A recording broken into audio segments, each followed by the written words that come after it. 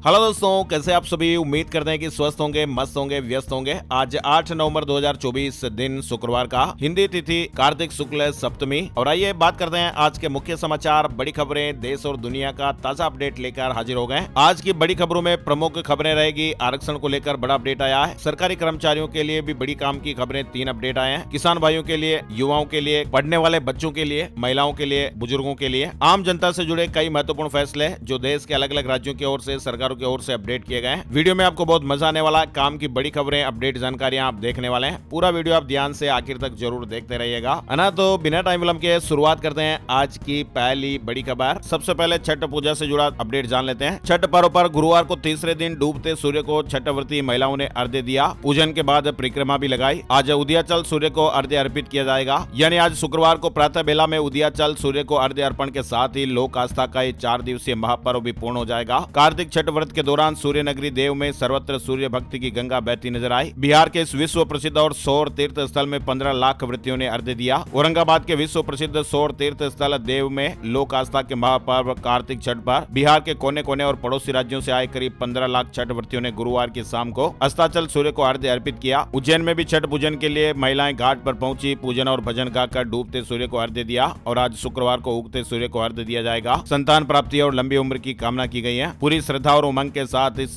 पर्व को मनाया गया, है ना। और खबरों में अब शुरुआत में पहली बड़ी खबर आप देखिए। भारत ने कहा कि हिंदुओं की सुरक्षा सुनिश्चित करें। बांग्लादेश चटगांव में हिंदुओं पर हमले की निंदा की गई है और कहा कि चरमपंथियों के खिलाफ कार्रवाई की जाए। बांग्लादेश के चटगांव में हिंदुओं पर हुए हमले की भारत ने कड़ी निंदा की है। बांग्लादेश से हिंदुओं की सुरक्षा सुनिश्चित करने और चरमपंथियों के खिलाफ कार्रवाई करने के लिए कहा गया है। और इसे लेकर विदेश मंत्रालय के प्रवक्ता रणधीर जायसवाल ने गुरुवार को प्रेस कॉन्फ्रेंस भी की और इस दौरान ये बयान दिया। दरअसल चटगांव में इस्कॉन मंदिर और सनातन धर्म पर विवादित टिप्पणी से हिंदुओं में नाराजगी है और इसी को लेकर मंगलवार को हजारों की संख्या में हिंदू समुदाय ने प्रदर्शन किया था। और केंद्र सरकार ने पराली जलाने पर जुर्माना दोगुना कर दिया है। 30,000 रुपए तक अब आपको जुर्माना देना पड़ सकता है। सुप्रीम कोर्ट के निर्देशों के बाद सरकार ने जुर्माना की राशि बढ़ा दी है। सुप्रीम कोर्ट की सख्ती और उसके बाद केंद्र सरकार ने पराली जलाने वाले किसान भाइयों पर जुर्माना दोगुना कर दिया है। पर्यावरण मंत्रालय ने गुरुवार को एक नोटिफिकेशन जारी करके इस बात की जानकारी दी। अब 2 एकड़ से कम जमीन पर 5,000 रुपए का जुर्माना लगेगा। 2 से 5 एकड़ तक 10,000 रुपए और 5 एकड़ से ज्यादा जमीन वालों से 30,000 रुपए तक जुर्माना वसूल किया जाएगा। उत्तर प्रदेश, पंजाब, हरियाणा, राजस्थान और दिल्ली सरकार इन नियमों को लागू करने के लिए बाध्य होंगे। चलिए आगे बढ़ते हैं। बड़ी खबर, राजधानी दिल्ली में 9 इलाकों में AQI 350 के पार देखा गया। दिल्ली में प्रदूषण का स्तर लगातार बढ़ते जा रहा है। पिछले कुछ दिनों से दिल्ली की हवा लगातार गंभीर कैटेगरी में दर्ज हो रही है। सेंट्रल पोल्यूशन कंट्रोल बोर्ड यानी CPCB के गुरुवार सुबह 9 बजे दिल्ली के कई मॉनिटरिंग स्टेशनों में AQI 367 के पार रिकॉर्ड किया गया। वहीं राजधानी दिल्ली में मौजूद 22 किलोमीटर लंबी यमुना नदी में छोटे बड़े 122 नालों से बिना ट्रीटेड गई सीवरेज का 184 MGD पानी रोजाना गिर रहा है, जो यमुना के प्रदूषण की सबसे बड़ी वजह बन रहा है। यमुना में भी हाथ डालने पर स्किन डिजीज का खतरा मंडरा रहा है। और हरियाणा में 32 मंजिला टावरों से कृत्रिम बारिश कराई गई। प्रदूषण से बचने के लिए कदम उठाया गया। हरियाणा और पंजाब में हवा की गुणवत्ता खराब होने के बाद हरियाणा में गुरुग्राम की DLF हाउसिंग सोसाइटी ने प्रदूषण पर काबू पाने का उपाय किया है। हाउसिंग सोसाइटी ने अपने स्तर पर कृत्रिम बारिश यानी आर्टिफिशियल रेन शुरू कराई। इससे शहर में फैले प्रदूषण का असर सोसाइटी के आसपास कम किया जा सकेगा। चलिए खबरों में आगे बढ़ेंगे, उससे पहले एक जरूरी अपडेट आपको और बताते हैं। HCL के को-फाउंडर शिव नाडर देश के सबसे बड़े दानवीर बने। शिव और उनके परिवार ने पिछले साल वित्त वर्ष यानी 2023-24 में 2,153 करोड़ रुपए दान किया। यानी रोजाना के हिसाब से देखा जाए तो 5 करोड़ 90 लाख रुपए रोजाना के हिसाब से। ये जानकारी एडेलगिव हुरून इंडिया फिलेंथेरेपी लिस्ट 2024 में दी गई है। दानवीरों की लिस्ट की टॉप 10 हस्तियों ने कुल 4,625 करोड़ रुपए दान किए हैं। भारत के 10 सबसे बड़े दानवीर की लिस्ट आप देखिए। Mukesh Ambani foundation and family ने 407 करोड़ रुपए, बजाज फैमिली ने 352 करोड़ रुपए, कुमार मंगलम बिरला एंड फैमिली ने 334 करोड़ रुपए, गौतम अडानी एंड फैमिली ने 330 करोड़ रुपए,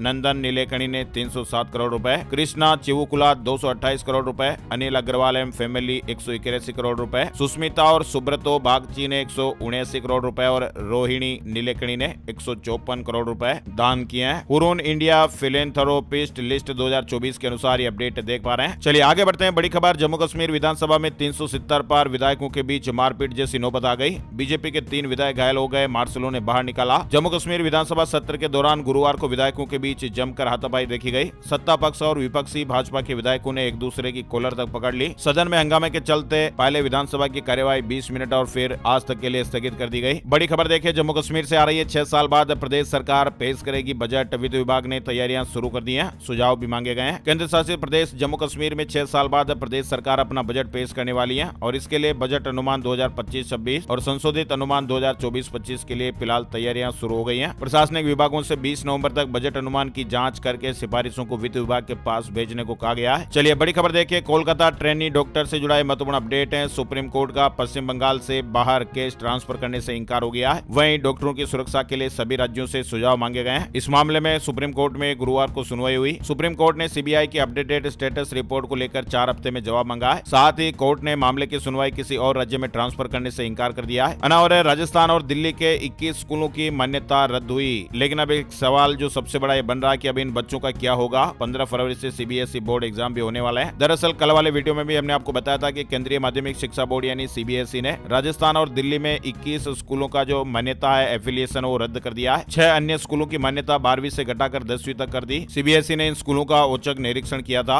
और इन स्कूलों में गंभीर लापरवाहियां खामियां पाई गई, नियमों का पालन नहीं हो रहा था। इसलिए राजस्थान और दिल्ली के कुल मिलाकर 21 स्कूलों की जो मान्यता है वो रद्द हो गई है। लेकिन सीबीएसई ने इस मामले को लेकर एक बड़ा अपडेट दिया है। फिलहाल छात्र छात्राओं के लिए और अभिभावकों के लिए भी जरूरी अपडेट है। सीबीएसई ने जो ये मान्यता रद्द की है इन स्कूलों में पढ़ने वाले कक्षा 10वीं और 12वीं के जो छात्र हैं उसी स्कूल से 2024-25 की बोर्ड परीक्षा में बैठने की अनुमति दी है। और जेट एयरवेज के फिर से शुरू होने की संभावनाएं लगभग खत्म। सुप्रीम कोर्ट ने एयरलाइन की सभी संपत्तियों को बेचने का आदेश दिया। 2019 से एयरलाइन बंद है। जेट एयरवेज अब कभी शुरू नहीं होगी। सुप्रीम कोर्ट ने गुरुवार 7 नवंबर को जेट एयरवेज को लिक्विडेट करने का आदेश दे दिया है। लिक्विडेशन का मतलब होता है कि किसी कंपनी की परिसंपत्तियों को जब्त करके उन्हें बेचने से मिलने वाली इस रकम का इस्तेमाल उसके कर्ज और देनदारियों को चुकाने में किया जाएगा। आर्थिक संकट की वजह से जेट एयरवेज का ऑपरेशन साल 2019 से बंद है और उस वक्त एयरवेज पर कई बैंकों का 4,783 करोड़ रुपए का लोन था, कर्ज था। एयरलाइन के घाटे में जाने के बाद ही बैंकों ने दिवालिया की कार्रवाई शुरू की थी। चलिए बड़ी खबर देखिए, ट्रंप सरकार में काश पटेल बन सकते हैं CIA चीफ। ट्रंप के वफादारों में इनकी गिनती होती है। इसके अलावा विवेक रामास्वामी को भी जगह मिल सकती है।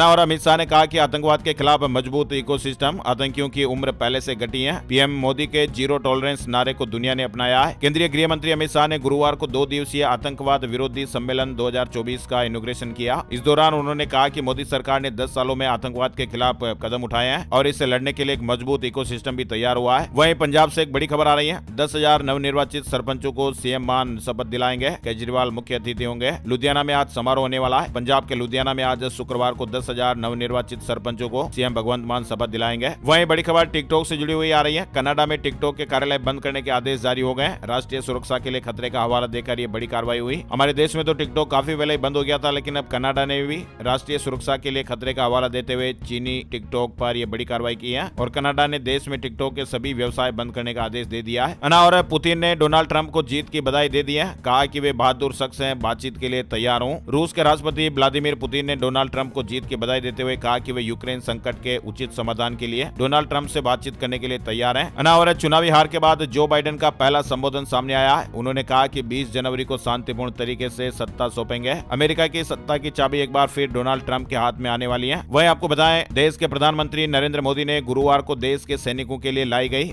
1 रैंक 1 पेंशन यानी OROP योजना के 10 साल पूरे होने पर चर्चा की। साथ ही उन्होंने देश के लिए अपने प्राणों की आहुति देने वाले सैनिकों को श्रद्धांजलि दी। प्रधानमंत्री मोदी ने कहा कि उनकी सरकार ने 1 रैंक 1 पेंशन की गारंटी को पूरा किया है। इसका उद्देश्य समान रैंक और सेवा अवधि वाले सेवानिवृत्त सैनिकों को उनकी सेवानिवृत्ति की तारीख की परवाह किए बिना समान पेंशन प्रदान करना था और इस योजना से लाखों परिवारों और पेंशन भोगियों को लाभ मिला है। बड़ी खबर देखिए, डोनाल्ड ट्रंप की जीत के बाद हुआ बड़ा ऐलान। यूएस में लगातार दूसरी बार ब्याज दरों में कटौती हुई है। अमेरिकी फेड रिजर्व के चेयरमैन के ऐलान के अनुसार ब्याज दरों में 0.25% की कटौती देखने को मिली है। यानी अमेरिका में डोनाल्ड ट्रंप की जीत का असर अब अमेरिकी सेंट्रल बैंक फेड रिजर्व पर भी साफ साफ असर देखने को मिल रहा है। मुंबई से बड़ी खबर, बाबा सिद्दीकी मामले में मुंबई क्राइम ब्रांच ने 2 और आरोपियों को अरेस्ट किया है और इस मामले में अब तक कुल 18 आरोपियों को गिरफ्तार किया जा चुका है। Amazing Goa global business summit 2024 का आयोजन 8 से 10 नवंबर तक पणजी में होने वाला है। करंट अफेयर से जुड़ा सवाल बन सकता है, ध्यान दीजिएगा इस खबर पर। 3 दिन तक चलने वाला एक कार्यक्रम प्रभावशाली चर्चाओं, नेटवर्किंग और रोमांचक अवसरों के लिए वैश्विक नेताओं और उद्यमियों को एक साथ लाएगा। vibrantgoa.com इसके लिए वेबसाइट भी बनाई गई है। यह एक समिट है। पणजी में 8 से 10 नवंबर तक अमेजिंग गोवा समिट होने वाला है। 50 देशों के 300 प्रतिनिधि इसमें शामिल होंगे।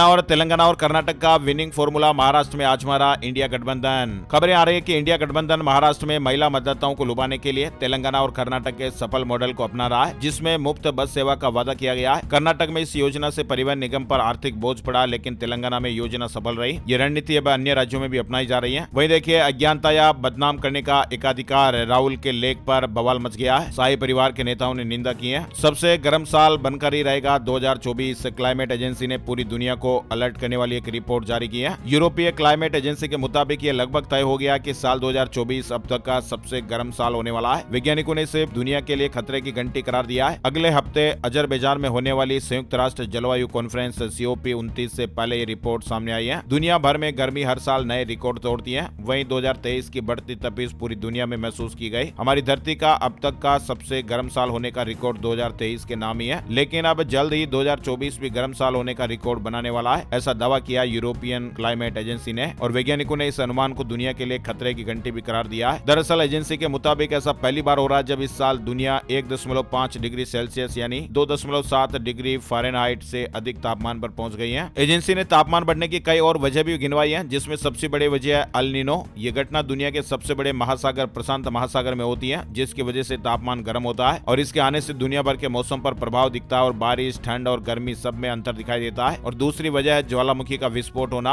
और बड़ी खबर देखिए, यूपी उपचुनाव, CM योगी आज से प्रचार शुरू करेंगे। लगातार 3 दिन ताबड़तोड़ जनसभाओं, रोड शो का आयोजन होगा। मुख्यमंत्री योगी आदित्यनाथ शुक्रवार से लगातार 3 दिनों तक प्रदेश की 9 सीटों पर हो रहे उपचुनाव के लिए पहले दौरे के प्रचार अभियान का आगाज करेंगे। वहीं देखिए विदेश मंत्री जयशंकर ऑस्ट्रेलिया दौरे के दौरान कारोबारियों से मिले हैं। सोशल मीडिया पर उन्होंने जानकारी शेयर की है। विदेश मंत्री एस जयशंकर ने गुरुवार को ऑस्ट्रेलिया में मुख्य कार्यकारी अधिकारियों और व्यापार जगत के बड़े नेताओं से मुलाकात की। चलिए आगे बढ़ते हैं। बड़ी खबर, इजराइल ने बेरूत एयरपोर्ट पर बमबारी की। 2 दिन में 100 लोगों की जानें चली गई है। हिजबुल्लाह चीफ कासिम ने कहा कि सीज फायर के लिए तैयार हैं। दरअसल इजराइल ने बुधवार को लेबनान की राजधानी बेरूत के इंटरनेशनल एयरपोर्ट को निशाना बनाया। इसके अलावा बेरूत के अलग अलग हिस्सों और बेका घाटी में भी कई हवाई हमले किए गए। वहीं UGC नेट दिसंबर 2024 से जुड़ा अपडेट आ रहा है। दिसंबर सत्र की नेट परीक्षा पर यह बड़ा अपडेट आप देख सकते हैं। UGC ने आयुर्वेद जीव विज्ञान विषय जोड़ा है। इससे पहले इस परीक्षा के लिए आपदा प्रबंधन विषय को जोड़ा गया था। हरियाणा के खिलाड़ियों को बड़ी राहत देगी सरकार। ग्रुप C के सभी पदों पर 3% आरक्षण बहाल किया जाएगा।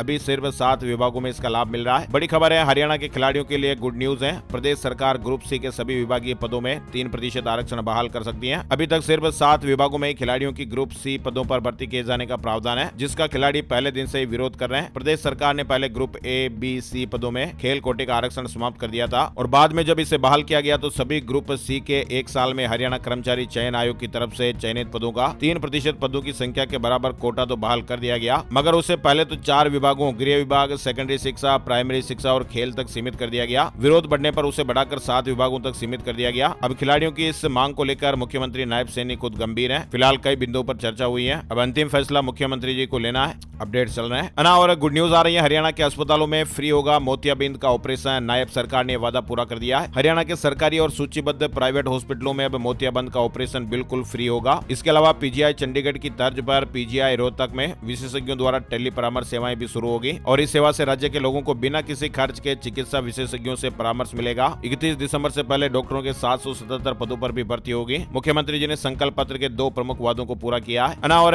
हरियाणा के ऊर्जा, परिवहन एवं श्रम मंत्री अनिल विज ने गुरुवार को PM नरेंद्र मोदी से दिल्ली में मुलाकात की है। चलिए बड़ी खबर देखिए, प्रयागराज से आ रही है। प्रयागराज में साधु संतों के बीच लड़ाई हो गई। जमीन आवंटन के लिए बुलाई गई अखाड़ा परिषद की बैठक में बड़ा हंगामा देखने को मिला। अफसरों ने काफी समझाया। वहीं प्रयागराज से जुड़ी एक और बड़ी खबर है। महाकुंभ में श्रद्धालुओं को घर जैसा माहौल मिलेगा। 2000 मकानों में खास सुविधा भी मिलेगी। अगले साल होने वाले महाकुंभ को लेकर उत्तर प्रदेश सरकार ने तैयारियां तेज की हुई हैं और इस बार प्रयागराज महाकुंभ में 40 करोड़ श्रद्धालुओं के पहुंचने का अनुमान है। इसी क्रम में प्रयागराज के लोगों को अपने मकान में पेइंग गेस्ट फैसिलिटी शुरू करने के लिए प्रोत्साहित किया जा रहा है ताकि श्रद्धालुओं को घर जैसा माहौल मिल सके और इसकी शुरुआत भी हो गई है। बड़ी संख्या में वहां पर स्थानीय लोग पर्यटन विभाग के माध्यम से अपना रजिस्ट्रेशन कराकर गुड बिहेवियर, बेस्ट क्लीनिंग और मेहमानवाजी की ट्रेनिंग ले रहे हैं। 2000 मकानों में पेइंग गेस्ट फैसिलिटी दी जाएगी। और महाकुंभ में शाही स्नान और पेशवाई जैसे शब्दों में हुआ बदलाव, अब साधु संत इस नाम का इस्तेमाल करेंगे। महाकुंभ 2025 को लेकर गंगा जमुना के पवित्र संगम पर दुनिया का सबसे बड़ा अस्थायी नगर बसाए जाने को लेकर तैयारी चल रही है। प्रमुख स्नान के दिन भारत के प्रमुख 13 अखाड़ा की ओर से सबसे पहले स्नान किया जाता है और इसमें सभी अखाड़े शामिल होकर महाकुंभ की आध्यात्मिकता को दिखाते हैं। और इसी दौरान संगम पर प्रवेश को लेकर अखाड़े की ओर से शाही स्नान किया जाता है, तो वहीं प्रवेश को पेशवाई कहा जाता था। इस महाकुंभ में पूरी तरह से हिंदी शब्दों का प्रयोग और भारतीय संस्कृति की असली छाप देखने को मिलेगी और इसी के चलते शाही स्नान और पेशवाई जैसे शब्दों में अखाड़ा परिषद की ओर से सहमति से बदलाव किया जा रहा है, जिसका नाम कुछ इस तरह से होगा। इस बार शाही स्नान की जगह सभी साधु संत राजसी स्नान करेंगे। इसको लेकर अखाड़ा परिषद के 9 अखाड़ों के द्वारा प्रस्ताव पास भी किया जा चुका है। वहीं यमुनापुरी जी महाराज ने बताया कि अखाड़ा परिषद की ओर से पास किए गए प्रस्ताव में शाही स्नान की जगह राजसी शब्द और पेशवाई की जगह पर छावनी प्रवेश शब्द जोड़ा गया। बताया जा रहा है कि इसको लेकर भी सभी महामंडलेश्वर ने सहमति जताई है। चलिए बड़ी खबर देखिए, पप्पू यादव को फिर से जान से मारने की धमकी मिली है। सांसद के पीए को व्हाट्सएप मैसेज किया। बिहार में पूर्णिया के निर्दलीय सांसद पप्पू यादव को जान से मारने की धमकी मिली है और धमकी देने वाले ने खुद को लॉरेंस गैंग का सदस्य बताया है। इससे पहले जो धमकी दी गई थी उस मामले में भी पुलिस ने आरोपी को गिरफ्तार कर लिया है। और दिसंबर से जनवरी तक 1 लाख नौकरियां निकालेंगे। विजयपुर में मुख्यमंत्री जी ने ये बड़ी घोषणा की है। मध्य प्रदेश से जुड़ी ये बड़ी खबर है। विजयपुर उपचुनाव को लेकर गुरुवार को मुख्यमंत्री डॉक्टर मोहन यादव ने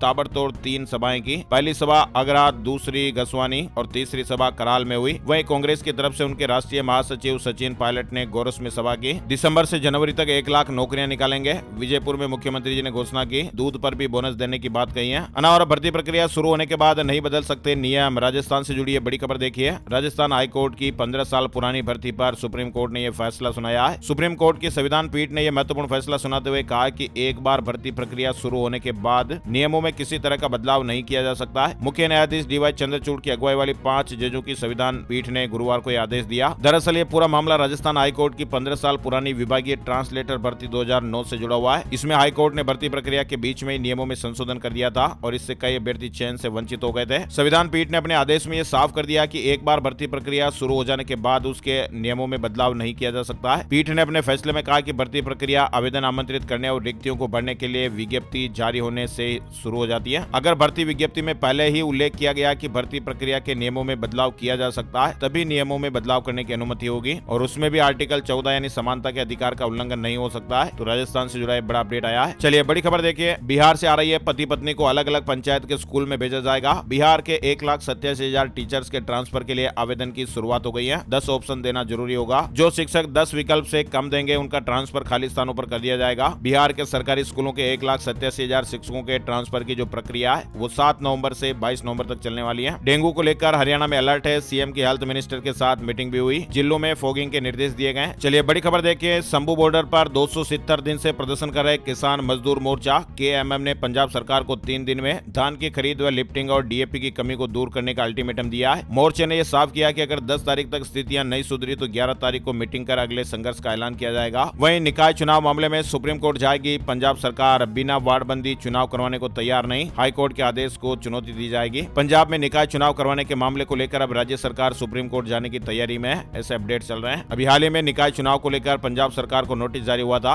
हाईकोर्ट ने 10 दिनों में नोटिफिकेशन जारी करने के आदेश दिए थे और कहा था कि वरना अवमानना का केस चल सकता है। वही देखिए, गुजरात को मिल सकती है 2036 ओलंपिक की मेजबानी। नरेंद्र मोदी स्टेडियम के आसपास 6 स्पोर्ट्स कॉम्प्लेक्स बनेंगे। प्रोजेक्ट 3 लाख करोड़ का संभव। इंडिगो सूरत से वाया बेंगलुरु मॉरिशस की फ्लाइट शुरू करेगी। सप्ताह में 4 दिन उड़ने वाली इस फ्लाइट की बुकिंग भी शुरू हो चुकी है। शारजा और दुबई के बाद अब सूरत के लोग मॉरिशस की यात्रा भी कर पाएंगे। सूरत एयरपोर्ट से मॉरिशस के लिए वाया बेंगलुरु फ्लाइट शुरू होने वाली है। उत्तर प्रदेश में बेसिक शिक्षकों का समायोजन रद्द हो गया है। लखनऊ हाईकोर्ट ने कहा कि गलतियों को सुधारा जाए। 1,35,000 स्कूलों पर इसका असर देखने को मिलेगा। यानी इलाहाबाद हाईकोर्ट की लखनऊ बेंच ने बेसिक शिक्षा विभाग में शिक्षकों के समायोजन की प्रक्रिया को रद्द कर दिया है। अनावरण इलेक्ट्रिक वाहनों की बैटरियों में नहीं होगा ब्लास्ट। गेम चेंजर होगी आईआईटी इंदौर की नई रिसर्च। देश भर में पर्यावरण सुरक्षा और अन्य बिंदुओं को लेकर इलेक्ट्रिक वाहनों के उपयोग को बढ़ाने पर केंद्र सरकार लगातार काम कर रही है। हालांकि इलेक्ट्रिक वाहनों में कई तरह के नुकसान और घटनाएं भी सामने आती रहती है। लेकिन आपको बताएं कि आईआईटी इंदौर ने इलेक्ट्रिक वाहनों ईवी में थर्मल प्रबंधन में एक अभूतपूर्व बदलाव लाने के उद्देश्य से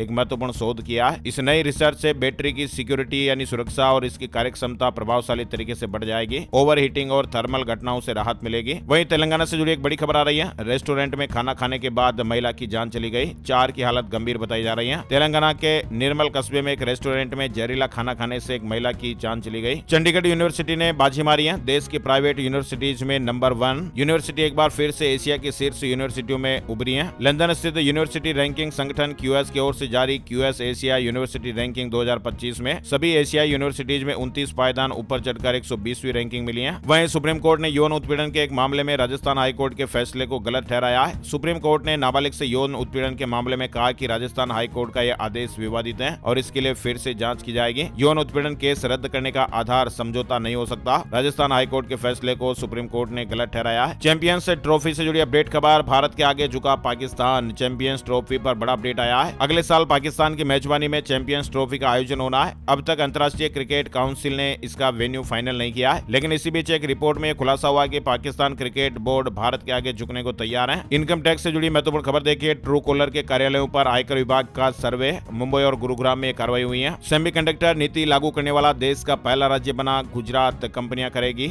1.4 लाख करोड़ रुपए का निवेश। करंट अफेयर से जुड़ा सवाल बन सकता है। गुजरात सेमीकंडक्टर नीति लागू करने वाला भारत का पहला राज्य बन गया है। गुजरात सरकार ने देश की पहली गुजरात सेमीकंडक्टर नीति 2022 से 2027 की शुरुआत की है। अना और Oben Rorr EZ electric bike launch हो गई है। कीमत 89,999 रुपए से शुरू, 175 किलोमीटर रेंज का वादा किया गया है। वहीं देखिए, यूपीएससी ने एक बार फिर अपने वार्षिक कैलेंडर में संशोधन कर दिया है। कई परीक्षाओं की तारीख बदल गई। संघ लोक सेवा आयोग ने अपने वार्षिक परीक्षा कैलेंडर में एक बार फिर से संशोधन किया है। अना और पूर्वोत्तर सीमांत रेलवे में 10वीं ITI पास की भर्ती 5600 प्लस पदों पर आवेदन का मौका मिल रहा है। अंतिम तारीख 3 दिसंबर 2024 बताई जा रही है। वहीं महाकुंभ से जुड़ा एक और अपडेट देखिए, पहली बार स्टेशनों पर बहुभाषी अनाउंसमेंट होंगे। महाकुंभ 2025 को दिव्य और भव्य बनाने के लिए प्रयागराज रेल मंडल भी श्रद्धालुओं के लिए कई विशेष सुविधाओं की तैयारी कर रहा है। पहली बार प्रमुख रेलवे स्टेशनों पर मल्टी लैंग्वेज अनाउंसमेंट की सुविधा दी जाएगी, जिसमें हिंदी अंग्रेजी के साथ ही गुजराती, मराठी, तमिल, तेलुगु, मलयालम, कन्नड़, बंगाली, असमिया, उड़िया और पंजाबी भाषा शामिल है, ताकि अलग अलग भाषाओं के श्रद्धालुओं को ट्रेन की जानकारी उनकी भाषा में मिल पाएगी। उत्तर प्रदेश के घरों पर चला बुलडोजर, महिलाएं बच्चे रोते रहे। डीएम के आदेश पर राजस्व विभाग और नगर पंचायत की टीम ने 15 साल पुराने कब्जे को हटाने के लिए रटोल के लहचौड़ा मार्ग पर बने अवैध मकानों पर बुलडोजर चलाया। उत्तराखंड में शुरू हुई 3 नई हवाई सेवा, मुख्यमंत्री पुष्कर सिंह धामी ने हरी झंडी दिखाई है। उत्तराखंड में 3 नई हवाई सेवाओं की शुरुआत हो गई है। इसमें दिल्ली से पिथौरागढ़ के बीच हवाई सेवा, देहरादून के सहस्त्रधारा से गोचर और जोशियाड़ा के बीच हेली सेवा शामिल है। चलिए कर्मचारियों से जुड़ी कुछ महत्वपूर्ण अपडेट जानकारियां देख लेते हैं। सरकारी कर्मचारियों के लिए राहत की खबर। जीपीएफ के दायरे में आने वाले सरकारी कर्मचारियों के लिए राहत की खबर आई है। भुगतान में देरी पर ब्याज मिलेगा। ऐसे कर्मचारी जो सामान्य भविष्य निधि के दायरे में आते हैं, उनके लिए अच्छी खबर है। सेवानिवृत्ति पर सामान्य भविष्य निधि की बकाया राशि का भुगतान नहीं किया जाता है, तो सेवानिवृत्ति के बाद की अवधि के लिए सामान्य भविष्य निधि की बकाया राशि पर ब्याज का भुगतान किया जाएगा। इसके लिए कार्मिक लोक शिकायत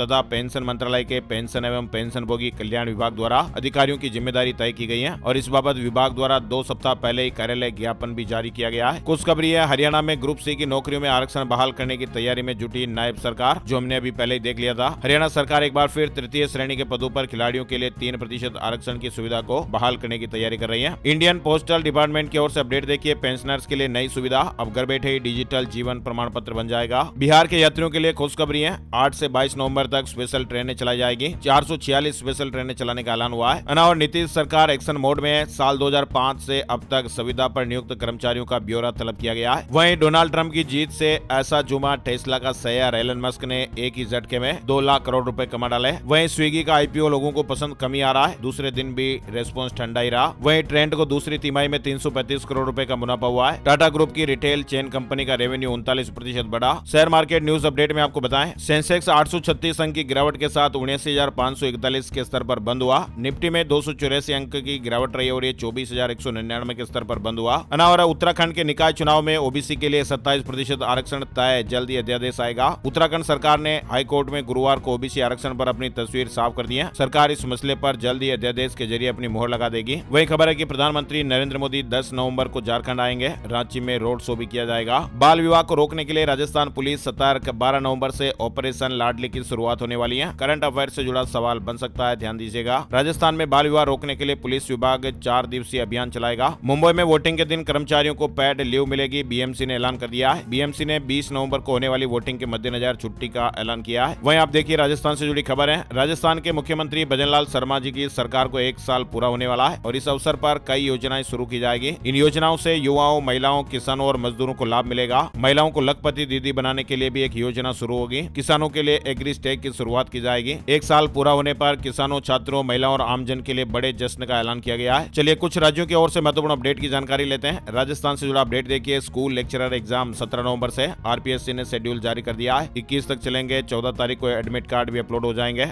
वहीं राजस्थान के भरतपुर से एक बड़ी दर्दनाक खबर सामने आ रही है। घर के बेसमेंट में भरे 5 फीट पानी में एक 3 साल के बच्चे की डूबने से जान चली गई। बच्चा अपनी बहन को ढूंढते हुए सीढ़ियों से बेसमेंट में उतर गया था। माँ और छोटा भाई सो रहे थे और ये बड़ा हादसा हो गया। आमेर मावठे में 7 साल बाद छठ पूजा हुई। वहीं राजस्थान में तेज सर्दी के लिए फिलहाल इंतजार करना पड़ेगा। 12 नवंबर तक कोई ज्यादा संभावनाएं नहीं है। दिन और रात के तापमान में भी उतार चढ़ाव जारी रहेगा। मध्य प्रदेश से जुड़े अपडेट हैं। पूर्व मंत्री दीपक जोशी फिर बीजेपी में शामिल। बुधनी में शिवराज सिंह के सामने घर वापसी। 4 दिन पहले कांग्रेस का प्रचार किया था। बकाया बिजली बिल बेटे बहू से वसूला जाएगा। बैंक अकाउंट से सीधे कटौती होगी। अगर आपके घर का बिजली कनेक्शन आपके पिता के नाम पर और वे कई महीनों से बिल नहीं भर रहे हैं तो इसका पैसा अब आपकी जेब से कटेगा। ठीक ऐसे ही अगर कनेक्शन आपके नाम और बिजली बिल बकाया है तो इसकी वसूली आपके साथ आपके घर में रहने वाले पिता, माँ, भाई, बहन, पत्नी में से किसी के भी एक के बैंक अकाउंट से की जाएगी। राज्य शासन ने इसके लिए एक जिला स्तरीय कमेटी गठित करने के निर्देश दिए हैं। उपभोक्ताओं की बकाया वसूली से जुड़ा अपडेट है। मध्य प्रदेश में कांग्रेस बनाएगी परिसीमन समितियां। अपने मजबूत विधानसभा लोकसभा क्षेत्रों में गड़बड़ी की आशंका, नजर रखी जाएगी। मध्य प्रदेश से एक और जुड़ी बड़ी खबर, नगरीय निकाय और पंचायतों के रिक्त पदों के लिए उपचुनाव की तारीखों का ऐलान कर दिया गया है। राज्य निर्वाचन आयोग ने 18 नवंबर से नामांकन जमा करने और 9 दिसंबर को मतदान कराने का फैसला लिया है। वहीं देखिए इंदौर से जुड़ा अपडेट है। मुख्यमंत्री कन्या विवाह योजना के तहत निःशुल्क सामूहिक विवाह समारोह 22 नवंबर को किया जा रहा है। यह कार्यक्रम दलाल बाग परिसर इंदौर में होगा और इसके लिए 16 नवंबर तक निगम के सभी जोनल कार्यालय और निगम मुख्यालय पर आवेदन प्राप्त किए जा सकेंगे। वहीं देखिए इंदौर में डिप्लोमेटिक सेंट्रल समिट 8 नवंबर से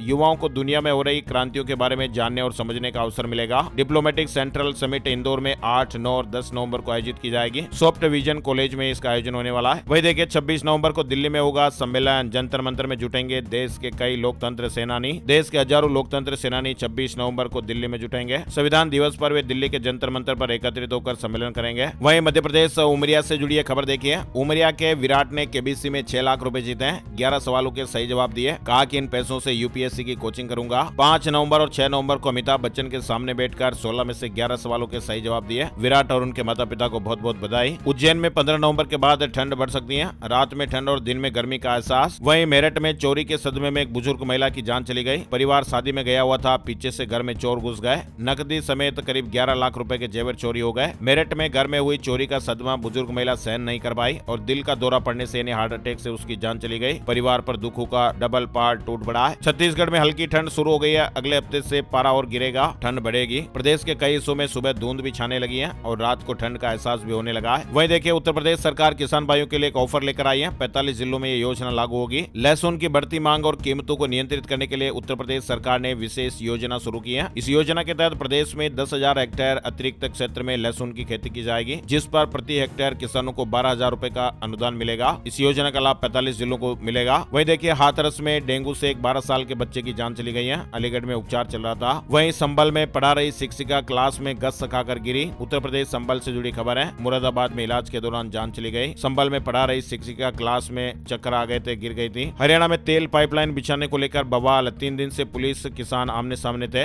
5 घंटे तक चली महापंचायत खत्म हुई। 7 दिनों के लिए धरना फिलहाल स्थगित हो गया। ऐसे अपडेट है। और बेंगलुरु से जुड़ी एक बड़ी खबर, कर्नाटक के बेंगलुरु में भी एक चौंकाने वाली घटना घटी। 40 वर्षीय बीएमटीसी के एक बस ड्राइवर की गाड़ी चलाते समय हार्ट अटैक आने से जान चली गई। आइए अब आपको बताते हैं gold price today, silver price today, सोने चांदी के भाव। सोने की कीमतों में 7 नवंबर को बड़ी गिरावट देखने को मिली। 10 ग्राम 24 कैरेट गोल्ड का भाव 1356 रुपए गिरकर 76,780 रुपए पर आ गया। चांदी की कीमतों में भी गिरावट रही। चांदी 2,532 रुपए गिरकर 90,369 रुपए प्रति किलो पर रही। आइए अब आपको बताते हैं कि सितारे क्या कुछ कह रहे हैं। आज का राशि बल। आज 8 नवंबर शुक्रवार को वृश्चिक राशि वालों के लिए सुखद दिन रहने वाला है। मिथुन राशि वालों के रुके हुए काम पूरे हो सकते हैं। नौकरी पेशा लोगों को विशेष अधिकार मिलने की संभावनाएं भी हैं। कर्क राशि वालों को सितारों का साथ मिलेगा। कन्या राशि वालों का रुका हुआ काम पूरा होगा। तुला राशि वालों का रुका हुआ इनकम सोर्स शुरू होगा। बिजनेस में विशेष उन्नति मिलने की भी संभावना है। धनु राशि वालों को प्रमोशन के मौके मिलेंगे। मकर राशि वालों के लिए आज प्रॉपर्टी और गोल्ड में निवेश करना फायदा दे सकता है। इसके अलावा बाकी राशियों पर सितारों का आज मिला जुला असर रहेगा,